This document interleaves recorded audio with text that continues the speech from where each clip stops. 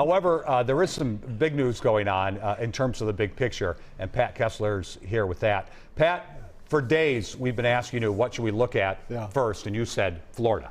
Florida, Florida, Yes. Florida. Yeah, that's it. That's the only thing. And by the way, I think that was the best speech of the night, Governor Tim Walz. Yeah, that was fantastic. We want to come back to that, too. But, yeah, I mean, you got to look at Florida. That's the first question of the night. That is what is going to determine what this election is going to be. Is President Trump going to win Florida again, big surprise back in 2016, or is this going to be Joe Biden territory? This is something that they tried very, very hard to do. Now, right now, it looks like, according to CBS, that it's leaning President Trump. And if that's the case, if President Trump is going to win Florida, and it's a Republican state, then this is going to be a long night. And it's going to be a long couple of days, and it's going to be a long week. So this might last for a little while. After Florida, we are watching Pennsylvania. And Pennsylvania, also, we won't know the results for quite some time.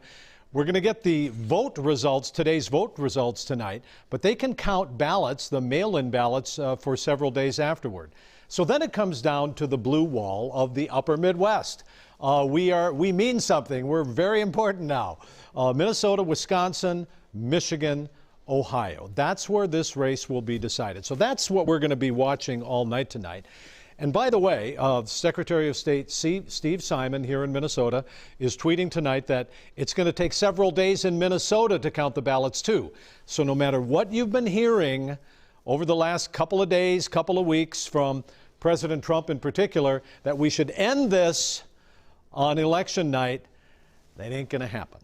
So, Pat, talk about why Florida is so important. I mean, I'm looking at my electoral college number, and so Florida has 29. 29. Pennsylvania has 20, and those are significant, I guess, in terms of just their size, right? Yes, that's true. And because it's because the president has a certain number of states that are Republican, reliably Republican. And as we look on this presidential race map, the Democrats have races that are reliably Democratic.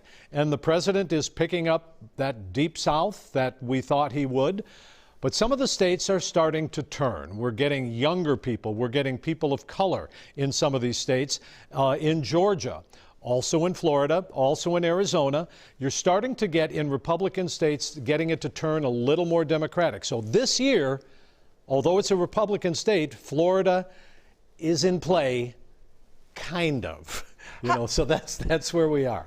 How important is Texas? Because that's also a state that is starting to turn too, isn't it? What in the world is happening in Texas? In all of my years, I can't remember a time where I thought Texas would be in play. But yes, Texas is in play. Once again, it's because of young people there and people moving into Texas from other states, including California, which many people have left, and people of color, particularly Hispanics.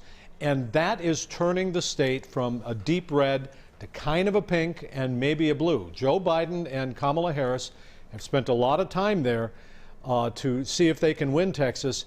That could be closer than anybody thinks. Interesting.